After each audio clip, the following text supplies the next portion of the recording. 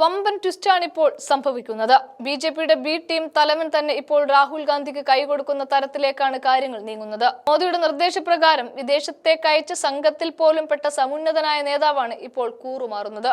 മാത്രവുമല്ല, ഓപ്പറേഷൻ സിന്ദൂരിൽ മോദിയെ വാനോളം പുകഴ്ത്തിയ നേതാവ് കൂടിയാണ് ഇപ്പോൾ തെരഞ്ഞെടുപ്പ് കമ്മീഷൻ നടത്തുന്ന അട്ടിമറിക്കെതിരെ രാഹുലിനോടൊപ്പം നിലയുറപ്പിച്ച് കൈകൊടുക്കുന്നത്.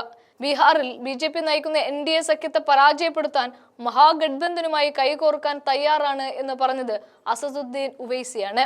ബീഹാറിൽ NDA അധികാരത്തിൽ തിരിച്ചെത്താതിരിക്കുക എന്നതാണ് ഏറ്റവും പ്രധാനപ്പെട്ട ലക്ഷ്യം. സഖ്യം ചേരുന്നതുമായി ബന്ധപ്പെട്ട് മഹാഗഡ്ബന്ധൻ നേതാക്കളുമായി ചർച്ച നടത്താൻ മജ്ലിസ് പാർട്ടി ബീഹാർ പ്രസിഡന്റ് അക്താറുൽ ഇമാനെ ചുമതലപ്പെടുത്തി എന്നും ഉവൈസി വ്യക്തമാക്കി. അതേസമയം മഹാഗഡ്ബന്ധൻ സഹകരിക്കാൻ തയ്യാറാകുന്നില്ലെങ്കിൽ ഒറ്റയ്ക്ക് മത്സരിക്കുമെന്നും ഉവൈസി പറയുന്നുണ്ട്. ബീഹാറിലെ സീമാഞ്ചൽ മേഖലയിൽ ഉവൈസിയുടെ പാർട്ടിക്ക് ശക്തമായ സ്വാധീനമാണ് ഉള്ളത്. 2022 നിയമസഭാ തെരഞ്ഞെടുപ്പിൽ 4 സീറ്റുകളിൽ മജ്ലിസ് സ്ഥാനാർത്ഥികൾ വിജയിച്ചിരുന്നു. എന്നാൽ ഇവർ പിന്നീട് RJDയിൽ ചേർന്ന് ഉവൈസിക്ക് വലിയ തിരിച്ചടി നൽകുകയായിരുന്നു. ഈ വർഷം അവസാനമാണ് ബീഹാറിൽ നിയമസഭാ തെരഞ്ഞെടുപ്പ് നടക്കുന്നത്. ഇതിന് മുന്നോടിയായി സംസ്ഥാനത്ത് വോട്ടർ പട്ടിക പുതുക്കാനുള്ള തെരഞ്ഞെടുപ്പ് കമ്മീഷന്റെ നീക്കം വലിയ വിവാദമായിരുന്നു.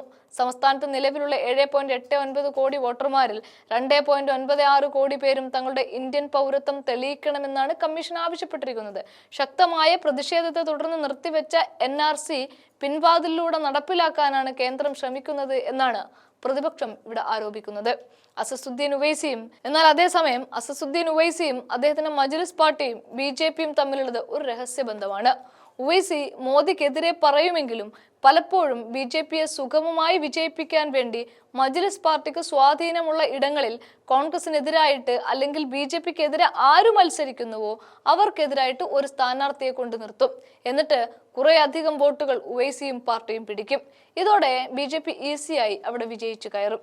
ഇതൊരു പരസ്യമായ രഹസ്യമാണ്. പക്ഷെ ബീഹാറിലെ തെരഞ്ഞെടുപ്പിലേക്ക് നീങ്ങിയപ്പോൾ രാഹുൽ ഗാന്ധി ഉയർത്തിവിട്ട വിഷയങ്ങളിലേക്ക് കണ്ണ് പതിഞ്ഞ ഉവൈസി പിന്നീട് മഹാഗഡ്ബന്ധന് കൈകൊടുക്കാൻ തയ്യാറാണ്.